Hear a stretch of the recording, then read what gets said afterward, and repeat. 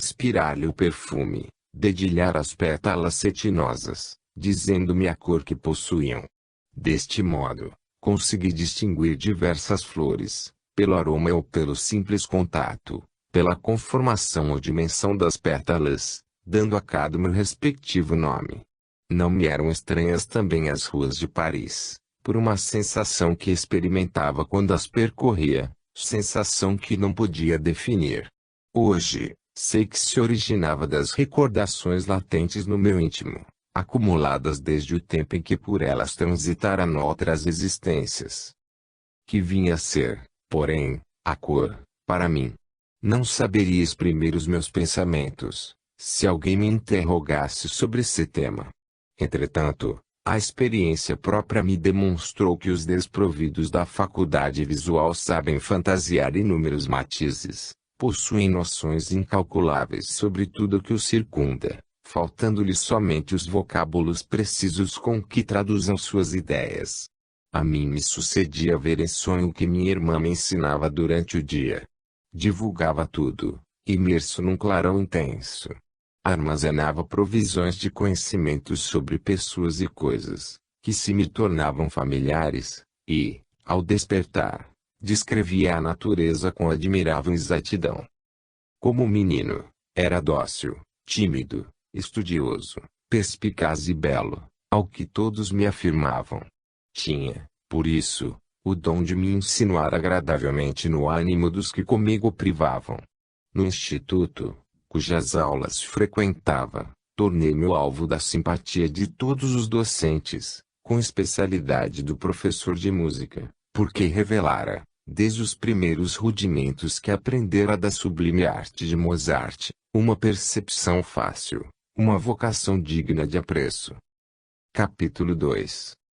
E chegada a ocasião de confirmar, distinto amigo, o que, certamente, já descobristes, que Jeanne, a irmã modelar, era a mesma criatura de Berlim, a noiva infortunada, que, de fato, as nossas existências se fundiram de novo como as águas de dois regatos que, nascidos em fontes longínquas, vão sulcando as terras até fazerem junção, tornando-se um só riacho, sereno e cristalino, que ambas se entrelaçaram como se entrelaçam os pâmpanos de duas videiras sobre o mesmo gradil que as sustém, formando um só estendal de vicejantes folhas. Eu, porém, naquela época, com as ideias enobladas pelo esquecimento, que narcotiza as potências espirituais, a cada existência, ignorava que Jeanne fosse a noiva de outrora. Só sabia que era a mais extremosa das irmãs, que o Criador piedosamente me concedera para meu lenitivo constante, que não lamentava nunca a minha imperfeição física, concorrendo em tudo que estivesse a seu alcance para minorar minha desdita. Transmitia-me quanto ia aprendendo, punha-me a par das notícias cotidianas, lendo, para que eu ouvisse, jornais e revistas que nosso pai nos ofertava. Ao anoitecer, passávamos as horas em efusivos colóquios e ela aproveitava o ensejo para me lecionar. Certa vez estava a ler, num compêndio de história natural, o capítulo referente aos batráquios. Comoveu-me a notícia de que nos lagos subterrâneos da Dalmácia e da Carníola se encontravam, como ainda hoje, misérrimos seres, os proteus, desprovidos de visão. Interrompi a leitura, para exclamar: quanto lastimo o destino desses desgraçados animalejos, filhos das trevas, Jeanne. Que vida de suplício a deles, encerrados em dupla escuridão, a da cegueira e a subterrânea. Compreendo bem quantos são infelizes, minha irmã, porque sou um proteu humano. Jeanne sensibilizou-se, beijou-me a face e disse: não quero mais que te expresses assim, François. Eles são incomparavelmente mais desditosos do que tu, porque não tenho uma Jeanne para adorá-los. Senti-me vexado e arrependido de haver pronunciado aquelas irrefletidas palavras. Éramos inseparáveis, vivíamos unidos um ao outro, como dois afamados siameses, porque Deus nos criara, não com os corpos, mas como espíritos gêmeos, ligados pelas fúlgidas e eternas algemas do amor fraterno. Meu pai nos contemplava embevecido, mas, ao notar a debilidade dos nossos organismos, se entristecia e, algumas vezes, à hora da nossa ceia frugal, Jeane a quem mo dizia em segredo, se punha a fitar-nos, com os olhos nevoados de pranto, e, debruçando-se sobre a borda da mesa, soluçava. O conhecimento dessas cenas tocantes me comovia, e, tentando dissipar-lhe os desgostos, narrava-lhe, com entusiasmo infantil, os meus triunfos escolares. Ele, porém, me ouvia sempre taciturno, dando ensejo a que, comparado o seu retraimento com as demonstrações de carinho e incitamento de Jeane, me visse forçado a confessar a mim mesmo que, incomparavelmente mais do que aquele que me dera o ser, adorava eu a minha irmã, pois que só ela me tratava sempre com desvelos inexcedíveis. Sua inigualável dedicação chegava ao ponto de vendar os límpidos e magníficos olhos azuis, para identificar as nossas condições orgânicas, e se punha a tatear os caracteres em relevo nos quais estudam os que carecem de lume nas pupilas, os desventurados que, vivos, têm, incrustados nas órbitas, órgãos visuais de cadáveres, inanimados e inúteis. Não se descuidava também do meu preparo espiritual, pois era fervorosa cristã. Aos domingos, enquanto o pai se deixava ficar em casa, repousando das fadigas de uma semana de labor, ela me guiava a um templo católico, proporcionando-me ensejo de ouvir, com enternecimento e enlevo, músicas sacras que me acordavam no íntimo recordações inexprimíveis. Fazia-me ajoelhar e erguer o pensamento ao céu, sentindo eu, naqueles magnos instantes, que as minhas preces eram sinceras e vibrantes, que meus lábios se moviam por uma força alheia à minha vontade. Depois, no caminho de volta ao nosso modesto domicílio, me descrevia tudo quanto estava a ver, tentando, abnegada criatura, substituir o precioso dom físico que a natureza sabiamente me negara. Aos poucos, e eu adquirindo conhecimentos não comuns na minha idade, 12 anos, porque minha inteligência facilmente aprendia as preleções dos professores e os ensinamentos de Jeane, como os vegetais sedentos sugam avidamente as gotas de orvalho, aljofradas do alto. Mesmo depois que se fez moça, que se tornou uma graciosa jovem, continuou minha irmã a me conduzir às aulas e exultava ao saber que eu progredia nos estudos, que me distinguia nos cursos de violino e de piano.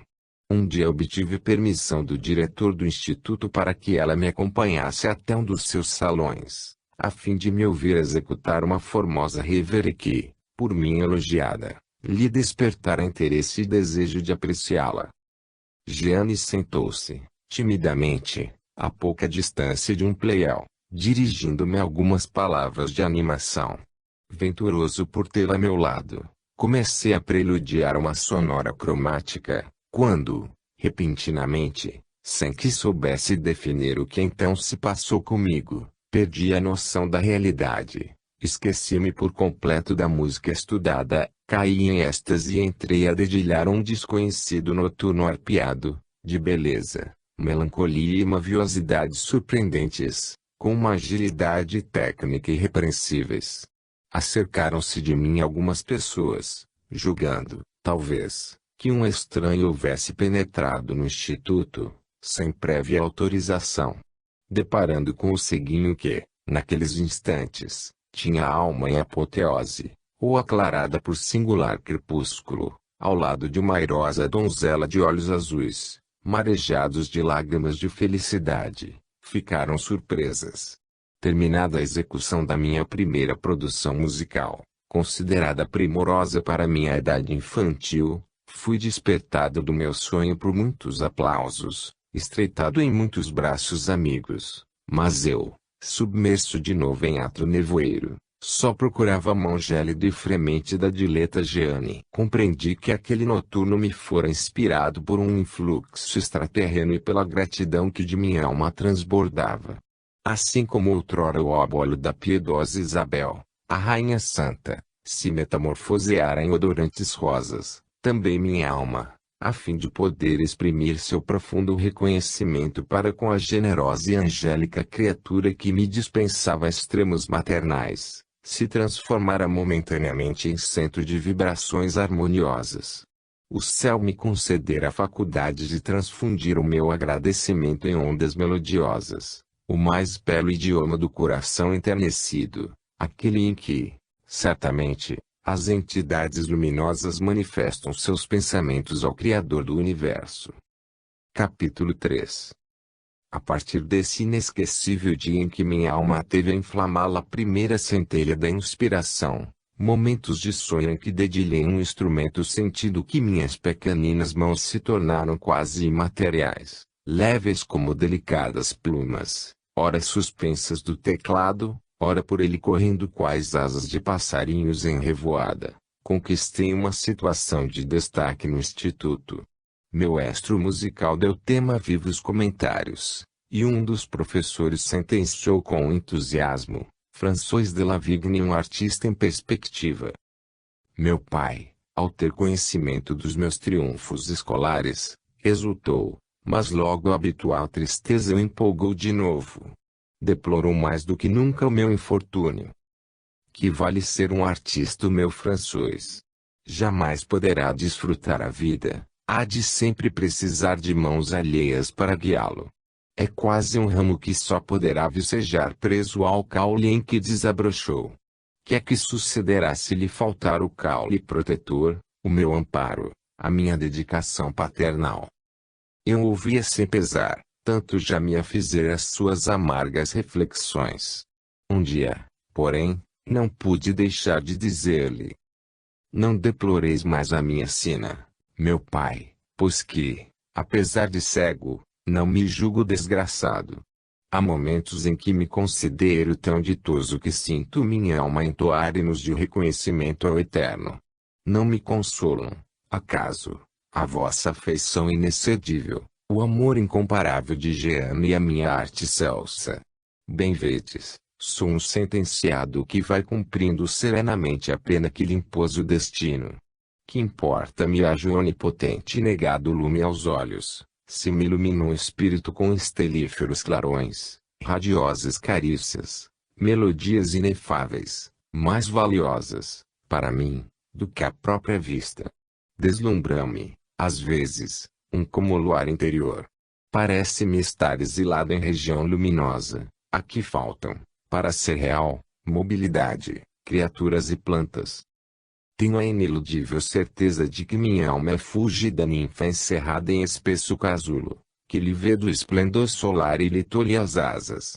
Sei também que, quando dele se desligar, quando o casulo de carne for atirado ao fundo de um sepulcro, ela, liberta, cindirá o espaço constelado, transformada em falena de luz. Lastimais a minha sorte, como se eu assim houver edificar eternamente. Entretanto, talvez o Criador me tenha degradado, para que, por tempo bem limitado, não mais lamenteis, pois, meu Pai, a condição em que me vejo neste planeta, ao vosso lado, no curso de uma vida que não passa de um átomo, comparada à existência eterna. Ele, estupefato, absorto ante a linguagem incisiva com que lhe falara e a certeza inabalável que manifestara numa vida por vindoura, repleta de ventura, após as provas terrenas, deixou por algum tempo de eludir a minha imperfeição física, evitando que de seus lábios escapasse um só queixume contra a providência, por me ter feito nascer cego. Vivemos alguns anos uma existência plácida, despida de incidentes dignos de menção, como um mar em calmaria, antes que o convulsionem as rugiduras procelas, que já estão iminentes sobre as nossas frontes. Jeane, segundo me a descreviam, era formosa como um arcanjo de Rafael.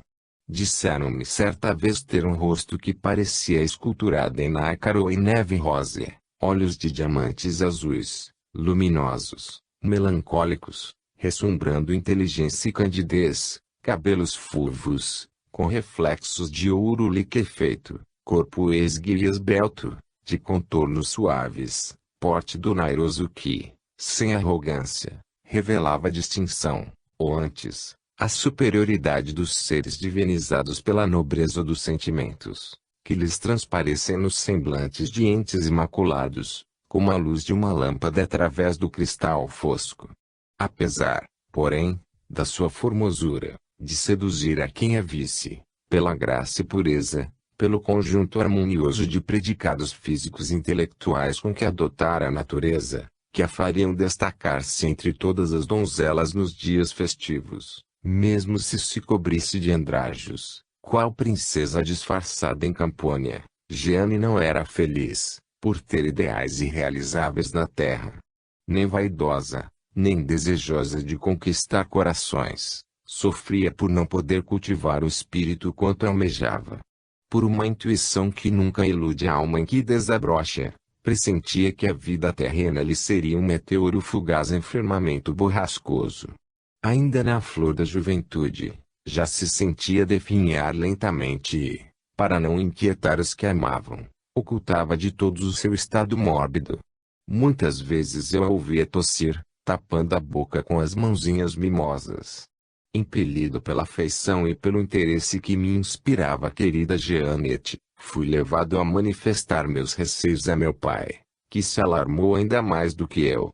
Levou-a imediatamente a um excelente médico, que lhe aconselhou cuidados extremos para com a filha adorada, declarando que o tratamento e incessantes desvelos poderiam estacionar a moléstia que começara a invadir aquele organismo juvenil, mas sem robustez. Proibiu terminantemente a enferma fatigar-se com qualquer labor manual, porém nenhuma esperança deu de lhe restabelecer a saúde alterada. Leane, entretanto, sorria da nossa aflição, tentando dissipá-la com meiguices e uma resignação celeste. Apesar de secretamente torturado, por motivo da sua insidiosa enfermidade, não interrompi meus estudos, revelando cada vez mais decidida vocação para a música, a mais sublime de todas as artes terrenas porque arroja a alma ao infinito, mergulhando em delicioso transporte, fazendo olvidar suas penas ou as dulcificando, aproximando-a, enfim, do próprio onipotente, o inspirador fecundo e inesgotável. Minha existência apresentava então duas faces distintas. Na escola, onde entesourava todos os conhecimentos artísticos e literários que me prodigalizavam os professores, era ditoso. No obscuro lar, as vicissitudes e mágoas me faziam desventurado aos 16 anos de idade. Tinha o pensamento sempre fixo em Jeanne, chorando às ocultas, inquieto. Apenas dela me separava por algumas horas, temeroso sempre de ficar, talvez dentro de pouco tempo mais, sem as suas blandícias fraternais. Apavorava-me pensar na falta impreenchível que ela me faria, se deixasse de existir. Certamente minha alma se cobriria de crepe e conheceria o anoitecer dentro de si mesma. Seria, para mim, cegueira do próprio coração alanceado de dor imensurável. Ela, no entanto, a irmã querida, se esforçava de todos os modos por me tornar venturoso.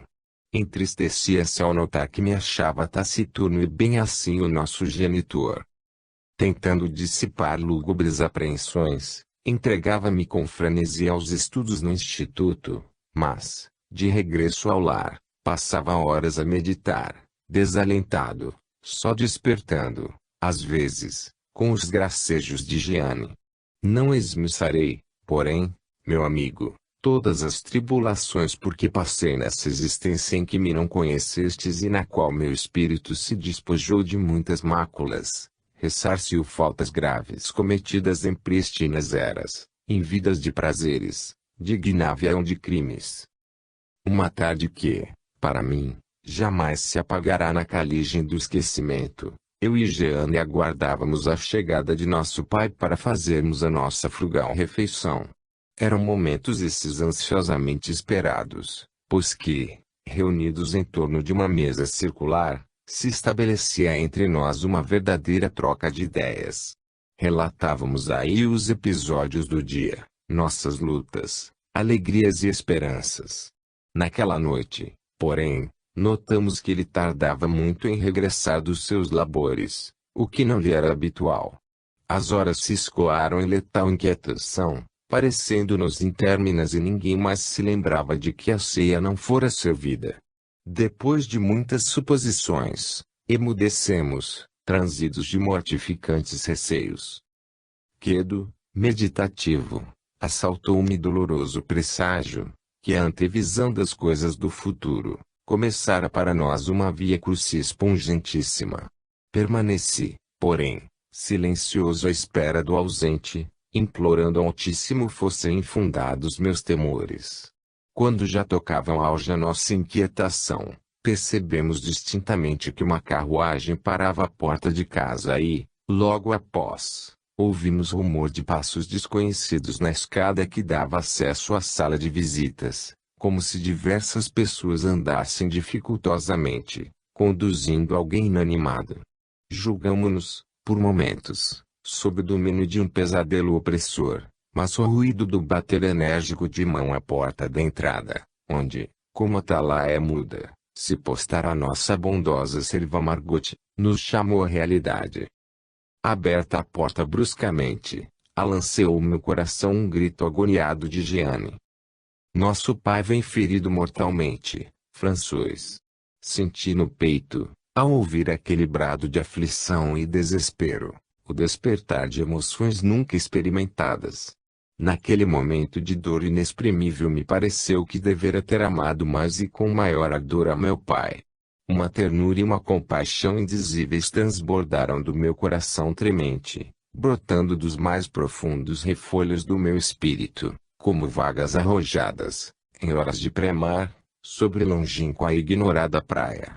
Afigurava-se-me ter a alma revolta, enriçada, como desgrenhada fronde de uma árvore nascida na solidão de escavada savana, exposta constantemente aos azurragues inclementes dos furacões do norte ou dos sirocos violentos. Desde então um sentimento forte e sincero despontou no meu coração e se foi avigorando com o fluir do tempo, rivalizando com uma outra afeição que supusera única e inigualável, a que consagrava a Jeanne. Tive a impressão de que súbita e radical transformação se operara na minha existência, até então serena e ditosa. Foi como se de uma gôndola veneziana, embalado pelos acordes de suave barcarola, houvesse caído repentinamente ao mar, tornado tempestuoso. Julguei, por instantes, estar a debater-me como náufrago, nas ondas encolerizadas e bramidoras de um pélago revolto. Aturdia-me o troar dos vagalhões quebrando-se de encontro a ciclópicos penhascos. Imaginei que, além de cego, estivesse com os olhos vendados por fitas de ferro ou pelo crepe do horror. Senti-me desfalecer, quis gritar como Jeanne, mas perder a voz.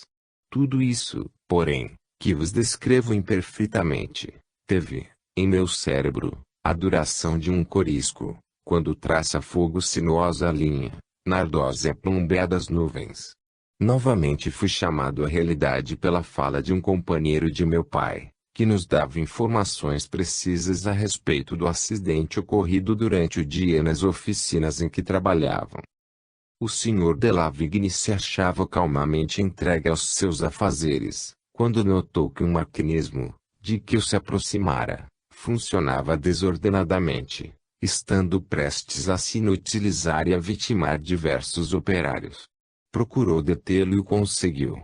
Mas, a emoção que experimentou foi tão violenta, que lhe causou súbita vertigem, sendo então apanhado por uma engrenagem na fronte num dos braços. Para evitar grande catástrofe, expusera a vida heroicamente. Um médico socorreu sem demora, porém as contusões que recebeu foram consideradas gravíssimas. Todavia, confiamos na bondade divina, temos esperanças de que se salvará, a fim de ser recompensado do ato de coragem e abnegação que praticou. Esteve desmaiado até há pouco tempo e só quando recobrou os sentidos foi que, a conselho do doutor que lhe fez os curativos, resolvemos trazê-lo para aqui, até que a família delibere sobre a conveniência de interná-lo no hospital. Jeanne, a soluçar, agradeceu aos bondosos operários o serviço relevante que nos acabavam de prestar, e um deles, Certamente um coração leal e compassivo se ofereceu para passar a noite conosco, o que não aceitamos. Ficamos sós, Jean e eu, com o nosso pobre pai, no qual já se manifestavam os primeiros sintomas do traumatismo. Minha irmã me descreveu o seu desolador aspecto. Tinha um dos braços quase esmagado, a cabeça contundida, envolta em compressas de linho que já não eram brancas de tão ensanguentadas que estavam, o rosto lívido e transfigurado, como se lhe houvessem substituído por outro, exumado de algum túmulo.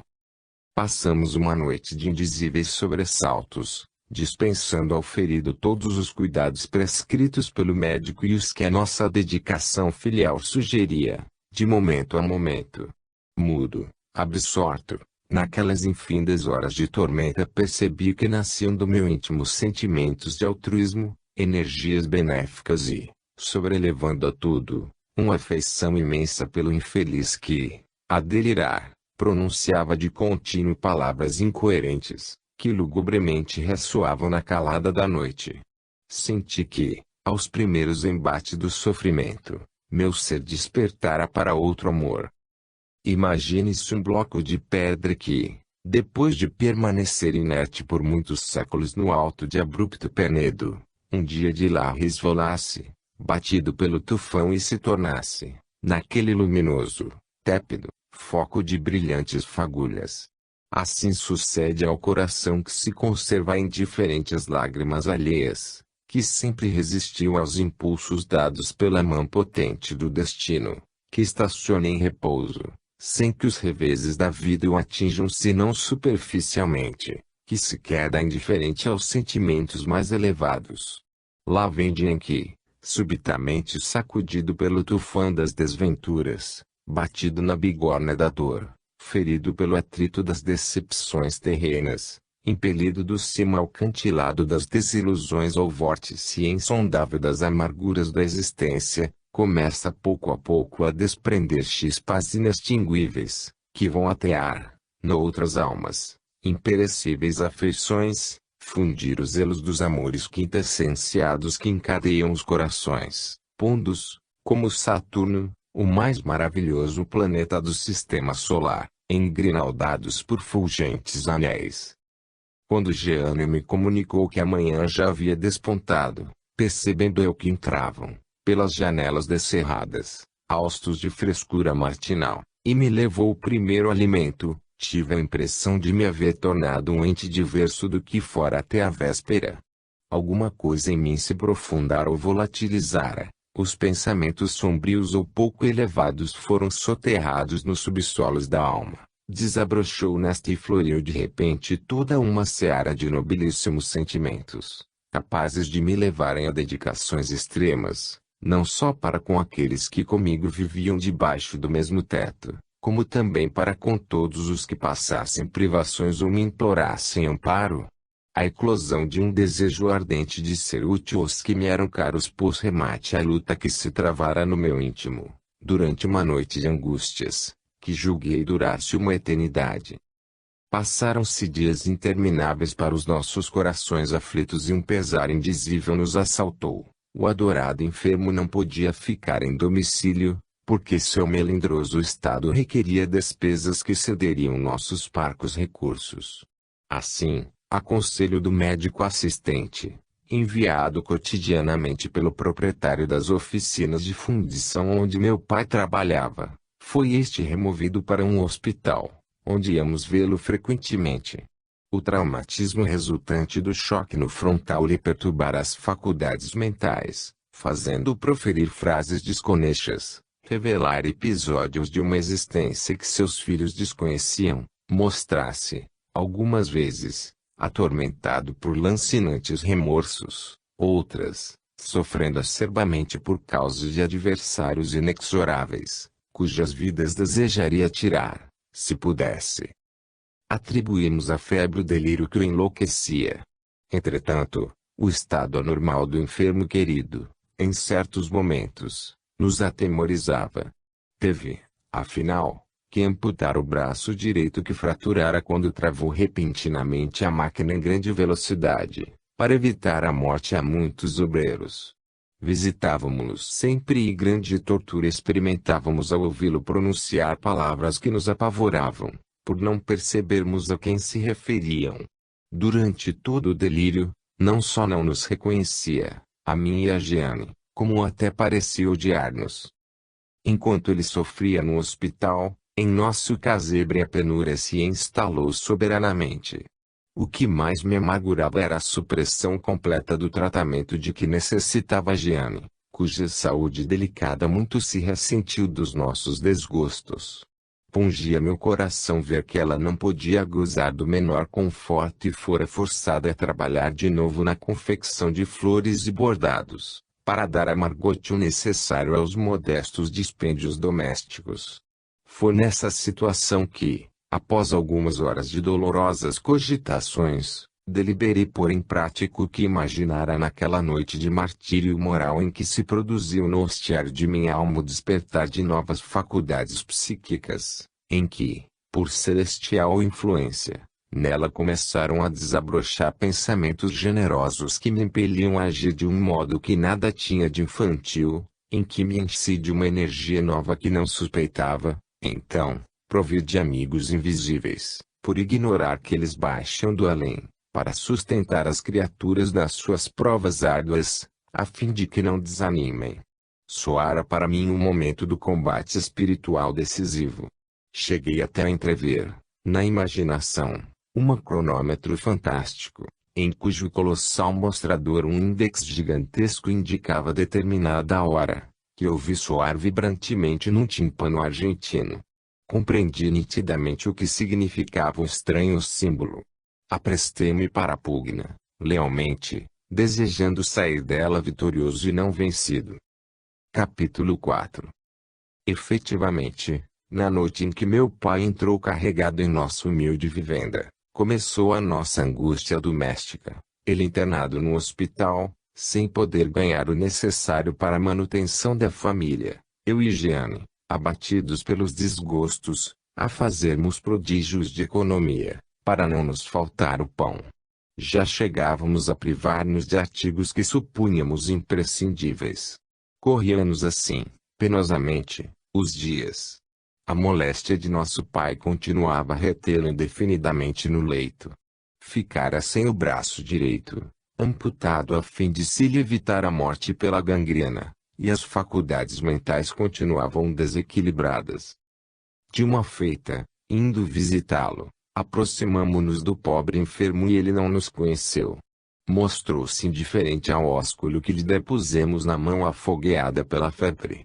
Subitamente com os olhos a fuzilar, ao que me disse Jeane, completando o que senti com tanta verdade que julguei estar a vê-lo, soergueu-se no leito, deixando descoberto o lado direito, com o braço decepado, e, agitando o esquerdo convulsivamente, exclamou com voz alterada pela demência: Sois os causadores de todo o sofrimento que me enlouquece, miseráveis.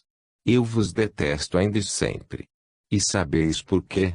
Sois os meus adversários malditos, já me causastes muitas dores e não vos-las perdoarei jamais. Ide-vos da minha presença, não mais vos quero ver. Odeio-vos. Odeio-vos. Recuamos soluçantes, aterrorizados ante tão cruéis exclamações, considerando irremediavelmente louco nosso querido pai. Um dos médicos do hospital, porém, nos tranquilizou, dizendo que a febre, causadora do delírio, já principiara a declinar, que, assim que cedesse, os sintomas alarmantes parariam, que estava submetendo o doente a um tratamento rigoroso, fim do qual esperava confiante que ele ficaria sem nenhuma alienação mental. Retiramo-nos, todavia, cabisbaixos, desagradavelmente impressionados, rememorando as sinistras palavras proferidas pelo nosso genitor, que parecia execrar-nos desde que enfermara. Por quê? Não fora razoável que, mesmo nos momentos de alucinação, se mostrasse apreensivo ante nosso destino e manifestasse a ternura de um pai que sempre mostrara idolatrar os filhos. Porque nos considerava, havia muitos dias, seus adversários irreconciliáveis. Essas interrogações, Eu, triste, atormentado por dolorosos pensamentos, as fazia a mim mesmo. Elas, porém, mergulhando no mar misterioso que cada alma contém dentro de si, ficaram sem resposta, até que, novamente desencanado, me recordei do que meu pai e eu fôramos, em anteriores existências criminosas. Todos os arcanos da vida se desvendam ao espírito, quando ele se liberta da condição de galé, despatriado do espaço, a cumprir na terra uma sentença divina. Reabilitado por esta forma, adquire faculdades admiráveis, conquista a aventura que sempre aspirara e que só se torna realidade nas instâncias siderais. Naqueles dias de suplício, de desolação e de angústias, motivados pela moléstia do meu pobre pai, comecei a perceber claramente que tinha uma missão a desempenhar no mundo, a compreender que a dor física ou moral é tão necessária a uma delinquente como as pelejas o são a um militar para poder a sua bravura ser aquilatado e galardoada. Fim da nossa campanha espiritual. O General Supremo, Deus, não nos coloca ao peito insígnias coruscantes, mas nos engrinalda de luminosos lauréis à fronte, se vencemos. Entrevi, pois, o objetivo dignificador que me cumpria atingir durante a minha estada no planeta terrestre e não me revoltei um só instante contra os desígnios do alto. Mantive-me calmo, resignado a tudo suportar corajosamente e tratei de resolver o problema que, então, mais me preocupava, o da falta de meios de subsistência para minha irmã e para a bondosa Margot. Ainda cursava, com sacrifício extremo, as aulas do Instituto de Seigos. Estava prestes a concluir meus estudos, mas tive que os interromper, para poder trabalhar. Pedi um dos professores, o de música, que sempre mostrou mais interesse por mim, que me protegesse e obtivesse algum trabalho concernente à arte a que me dedicara, a fim de me ser possível sustentar a família. Compadecido de meus infortúnios, dos quais inteirei, atendeu a minha súplica, e me apresentou a diversas pessoas de suas relações, que me contrataram para executar, ao piano ou violino, músicas clássicas e músicas apropriadas à dança. Não podendo, devido à minha imperfeição orgânica, apresentar-me sozinho nos salões engalanados, minha irmã me conduzia, afetuosamente, às residências festivas. Começamos assim a frequentar os palacetes de alguns abastados burgueses. Mas, desde a primeira vez que assistimos a uma dessas festas mundanas, onde imperavam o júbilo, o conforto e o apuro dos toaletes, compreendi que Jeanne se estava sujeitando a martírio superior à sua coragem moral. Ela, tão formosa que parecia, pela distinção, pelos predicados físicos, uma princesa encantada, possuidora de lúcida e surpreendente inteligência, não lograva, por se apresentar com singelos e desbotados vestuários, a honra de ser introduzida nas salas faustosas. Aguardava, num vestíbulo, que a festa acabasse para me conduzir ao nosso tugúrio, humilhado e retraída, assistindo ao perpassar constante dos pares venturosos, trajados com requinte, sorridentes, a olharem-na com indiferença ou desdém ao lado de Fâmulos, transida de vexame. Sua amargura não tinha limites ao confessar-me o que, naquelas horas em que eu, ao piano fazendo parte de uma orquestra, trabalhava pela nossa subsistência, se passava consigo, o suplício que lhe atormentava a alma impressionável, ao contemplar a mocidade feliz, garrida, rutilante de atavios, de pedras preciosas, a desfilar por diante dela, insensível à sua dor. Não podia sofrear as lágrimas, lembrando-se de que era mísera filha de proletário enfermo e que aguardava a saída de um irmão cego. Quando voltávamos para casa, a pé ou em modesto veículo, eu a sentia álgida, trêmula e chorosa.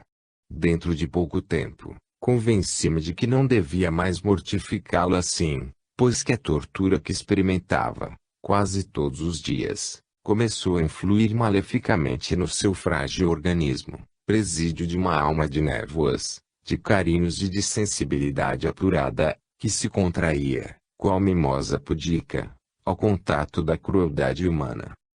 Deliberei não mais consentir que me acompanhasse às festas suntuosas, em que fosse tocar.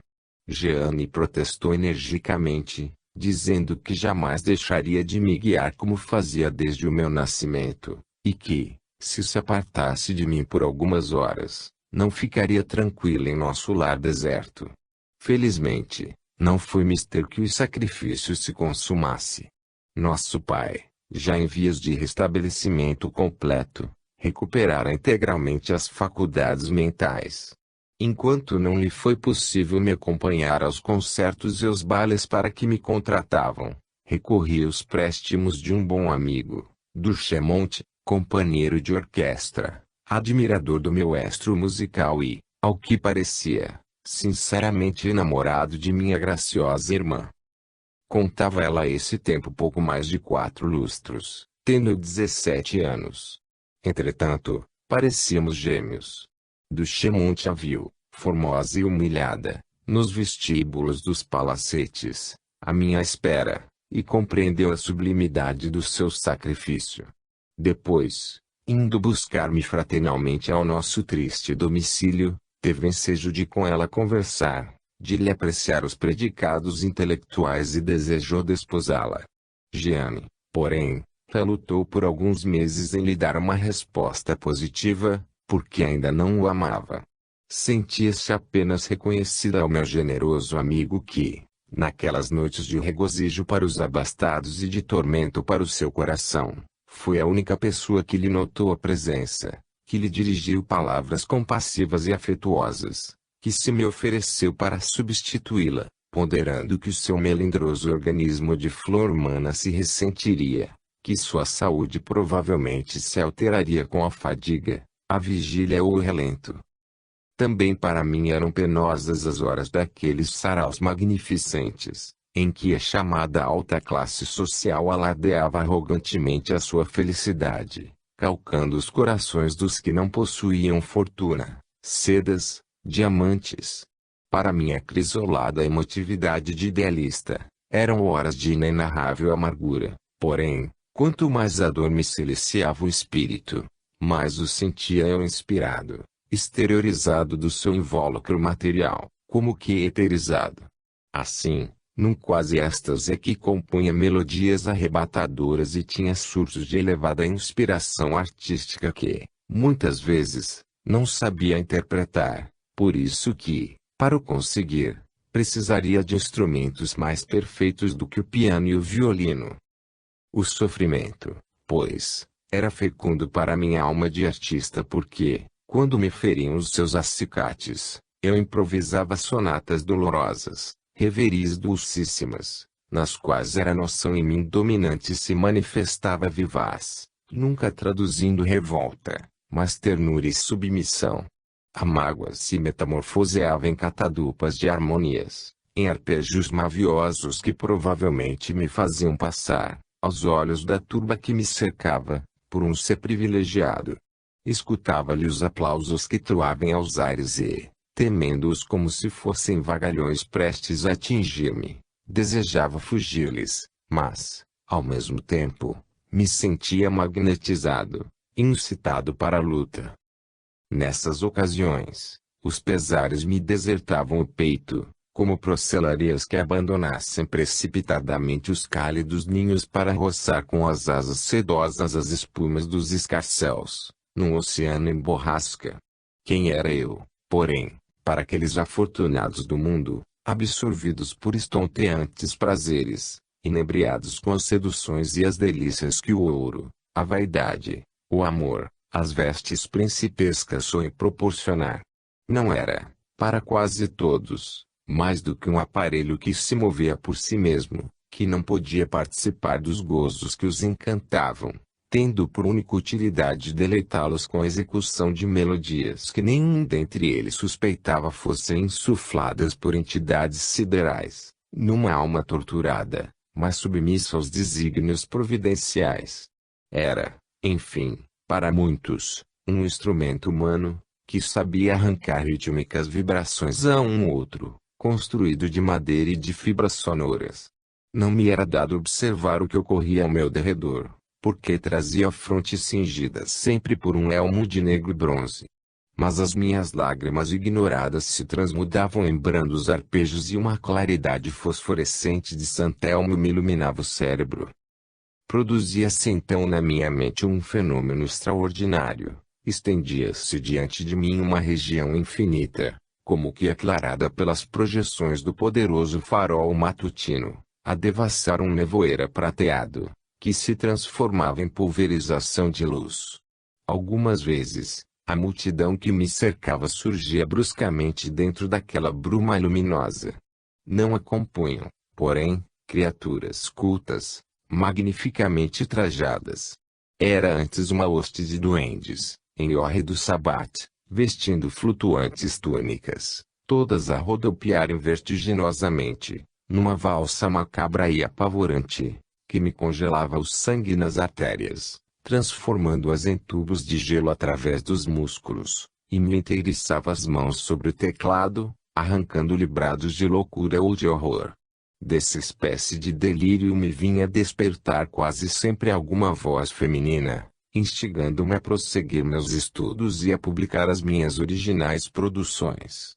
Verificava, então, que sabia sensibilizar fortemente os corações, ora lhes cravando dardos dolorosos, ora lhes levando alços de gozo, frêmitos de arte, jatos de alegria de que eu não partilhava. Minha situação podia comparar-se à de um homem que, cultivando rara e preciosa árvore produtora de frutos deliciosos, se visse privado de colher um único que fosse para si, só lhe sendo permitido fazê-lo para quem os quisesse adquirir. Desvaneciam-me as apreciações que a meu respeito faziam pessoas ilustres, desejosas de possuir composições minhas, a todas, porém, confessava lealmente serem improvisadas e, de pronto, esquecidas para sempre. Capítulo 5. Durante alguns meses Jean e eu fizemos rigorosas economias para que não faltasse o indispensável à nossa manutenção. Províamos a todas as necessidades, exclusivamente com o que eu auferia do meu trabalho, que constituía, para mim, motivo de prazer e ufania. Nosso genitor obteve, enfim, alta do hospital. Fomos buscá-lo para o lar, onde a sua falta era impreenchível. Imaginai, bom amigo, o quadro patético que então apresentava a nossa família, ele com o braço direito decepado, ainda trôpego, devido à longa enfermidade que o debilitara em extremo, Jeane enfraquecida, pálida, descorada, com a aparência de um arcanjo diáfano ao qual só faltassem as asas para desferir o voo supremo, eu, cego, guiado por suas mãos frágeis, que temia não me amparassem por muito tempo, sempre grave e melancólico. Não era a minha desventura o que me entenebrecia a alma cismadora, mas os sofrimentos daqueles a quem adorava, e aos quais não podia prestar senão insignificante auxílio. Afligia-me, sobretudo, saber que minha querida irmã, às primeiras rajadas impetuosas da dor, perdera parte da sua beleza helênica e que o seu estado se agravara. Estava como se fora uma neblina prestes a esvair-se no cimo da serrania, ao surgir o primeiro fio de luz, tecido pelo sol. Meu pai, depois que saíra do hospital, taciturno e alquebrado, sem poder labutar como outrora, deplorava a todo instante a desventura que lhe sucedera. Não cessava também de me agradecer o socorro pecuniário que dispensara aos entes que nos eram caros, durante o tempo em que esteve enfermo. Falava-me carinhosamente e, relembrando o passado, a época da minha meninice, dizia: que cautela devemos ter com as nossas palavras, meu François. Eu, que vivia sempre a dizer que eras inútil à pátria e à família, sou forçado a reconhecer que já prestaste inestimável assistência àqueles a quem amamos e prevejo que poderás tornar ainda mais gloriosa nossa França, enriquecendo-a com as tuas formosas produções, que, infelizmente, ainda não tive ocasião de aplaudir. Aproveitava, então, o ensejo para lhe lenir as mágoas, dizendo-lhe que sofresse resignado as suas provas terrenas, afirmando, por intuição celeste, que o Onipotente não nos feria injustamente e que, por maiores que fossem as nossas dores, não seriam eternas, teriam limite, uma recompensa equivalente à nossa coragem moral. A providência divina, dizia-lhe ainda sinceramente convencido das minhas ideias, vindas do alto, é qual magnânimo Creso, para quilatar da perspicácia e da intrepidez de um emissário seu, incumbe de execução de arriscada empresa. Se o desempenho for satisfatório, dá-lhe-á valor real ao mérito, aos esforços e, premiando-o regiamente, lhe outorgará posse de tesouros, como não os há no mundo, porque os destes são todos perecíveis, ao passo que são perpétuos os que o céu concede. Que custa passar este momento, que é a vida humana, em lágrimas, quando há a esperança de uma outra existência livre de cuidados, calma, ditosa, acenando-nos com um lenço suavíssimo a alma flagelada, incitando-a a caminhar por sobre espinhos na terra, a fim de colher no empírio as flores imorredoras da ventura. Surpreendia ouvir-me falar assim, ouvir tais coisas de mim que não conhecia nenhuma alegria mundana. Ele não concebia que alguém desfrutasse um instante de prazer, vivendo condenado à hiena da cegueira. Reputava este infortúnio pior do que aquele que constantemente o afligia, o de ter sido mutilado. Replicava-me, às vezes, exprimindo o afeto paternal que me votava, com veemência igual à de que usara quando, no seu leito hospitalar, declarava odiar-me. Admiro-te a coragem e a resignação, meu François. Continuas a considerar magnânima a providência divina que tão mal te aquinhoou, que negou uma gota de luz aos teus olhos imprestáveis, uma migalha de lume às tuas pupilas que parecem vazadas por agudo punhal, ao passo que disseminou prodigamente pelo universo milhões de sóis inúteis. É que mereci, meu pai, esta sentença que se vos afigura iníqua e a que me submeto sem revolta, osculando a mão que a lavrou imparcialmente, mão de juiz austero, íntegro, incorrupto. O Altíssimo não é déspota inclemente e não me condenou certamente sem provas e sem causas. Pois bem, sofrerei todas as tribulações e asperezas da existência, todas as mágoas que me ensombrarem a alma, bendizendo sempre aquele que negou uma centelha de luz aos meus olhos e os inundou de lágrimas, que são o orvalho da desventura, porque nutro a convicção inabalável de que a vida humana equivale em duração às rosas de Malherbe, e porque sei que é um galardão para os heróis, para os que sabem triunfar das suas imperfeições de caráter e do próprio coração.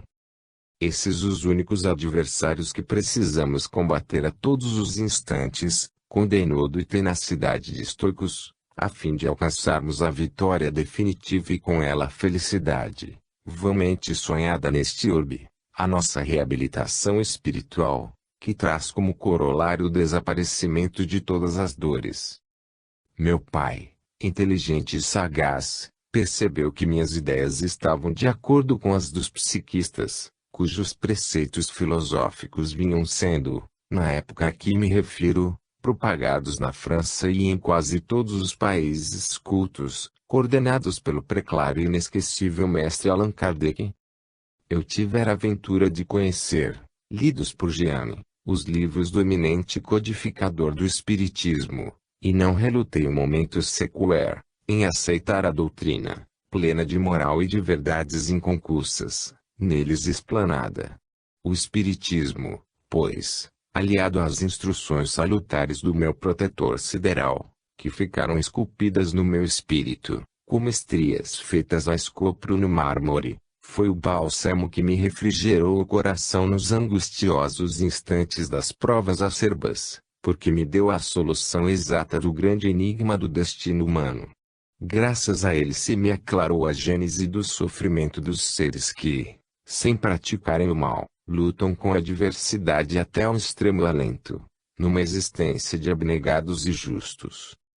Já florescerá no espaço a seara da luz e as suas sementes, rutilantes quais o cristalino orvalho que aljofra as corolas das flores e reflete o fulgor dos astros, caíram sobre as almas sofredoras como uma tempestade de estrelas. Foi como se a terra toda ficasse coberta de chamas ateadas em arminho. E nada mais poderá deter essas labaredas, que não são vorazes, que não incineram, mas purificam acendrando os espíritos flagiciosos ou desventurados, derrubando-os, por entre as sombras da vida planetária, para que trilhem unicamente o caminho alcantilado do bem e da virtude, que termina nos mundos perfeitos, isentos da lágrima. Jamais se extinguirão no orbe terráqueo, porque foram ateadas pelos emissários do Criador do Universo, e porque é preciso que lavre nas almas conturbadas um incêndio bendito e redentor. Meu querido genitor se quedava silencioso, padecendo sem mais queixume, para me não causar desgosto. Nas oficinas em que morejava antes do acidente que lhe ocasionara a perda de um dos braços, cruel decepção o aguardava. Apresentando-se novamente ao proprietário da fundição, este o recebeu com demonstrações de carinho, mas não o reintegrou no cargo que anteriormente ocupava. Encarregou de outro mister, insignificante em resultados pecuniários, mais por piedade do que por gratidão. Entretanto, infinito devera ser o seu reconhecimento para com o bravo artífice, que lhe evitara consideráveis prejuízos materiais, bem como a morte a dezenas de operários. Sabendo eu que isso o abatera e contristara, envidei esforços por lhe mitigar os dissabores, dizendo com jovialidade: esqueceis, prezado pai, que, antes de vossa enfermidade, dois apenas eram os braços que trabalhavam para nossa manutenção e que agora são três, dois meus e um vosso. Não houve, pois, diminuição, mas acréscimo de um que, até então, não sabia o que fosse o trabalho suave para o sustento de uma preciosa flor humana, qual é a nossa adorada Jeanette. Assim, não vos mortifiqueis, não nos encontramos numa situação desesperadora. Trabalhemos, cheios de íntimo contentamento com os nossos três braços. Peço unicamente que me empresteis a noite à vista, para que eu possa ir ao trabalho, uma vez que o meu amigo do Chemonte se ausentou de Paris por alguns dias. Havemos de viver menos mal e me sinto feliz por você útil a Jeanne. Essa minha alacridade lhe derrocava as apreensões e, como outrora, durante alguns meses a ventura adejou uma última vez sobre o nosso tranquilo domicílio. Trouxera nas asas um arcanjo que, cerrando-as por momentos, pousou meditativo no cimo de um penedo, donde, recordando as delícias desfrutadas nos páramos etéreos, partiu para sempre, num voo vertiginoso, em demanda do além. Apresentou-se afinal a ocasião de meu pai me levar a uma das confortáveis vivendas, cujos donos costumavam contratar-me para tocar, como sinfonista. Ele, que só me ouvira ao piano em criança, quando ainda hesitante e sem estudo, ansiava pela hora de me acompanhar um sarau musical. Fomos. No limiar do salão um amigo aguardava minha chegada para me conduzir ao pléu. Antes, em segredo, preveni meu pai de que abriria a festa com a execução de uma sonata, que compusera naquele dia que certamente atribuiriam a Beethoven. Preludiei um allegro vivíssimo, expressivo, demonstrando uma técnica que causou admiração aos assistentes e, com um scherzo, gracioso, bem modulado, finalizei a inspirada partitura em que a harmonia mais dulcíflua e perfeita se enquadrava numa cadência surpreendente. Tornava-se às vezes de um vigor entusiástico, expresso em rápidos fortíssimos. Sentia-me como que em sonho, com a alma vibrando de emoção, enquanto minhas mãos, que se fizeram sutis, voejavam sobre o teclado ebúrneo, abalando os corações numa rajada de arte e de encantamento. Ao vibrar dos últimos acordes, meu pai, com a singela vestimenta do operário, meio delirante, abrindo caminho com seu único braço, atravessou celeremente o salão iluminado e florido, roçando nas caudas farfalhantes de seda e gaze das ricas toaletes femininas, e me foi estreitar num amplexo carinhoso, apoiando num de meus ombros a fronte que percebi úmida de lágrimas. Zero imprevisto da cena encheu de enorme paz nos assistentes. Fez-se profundo silêncio, que ninguém ousou romper durante alguns momentos. Amigos me disseram, depois, que notável contraste oferecíamos no aspecto.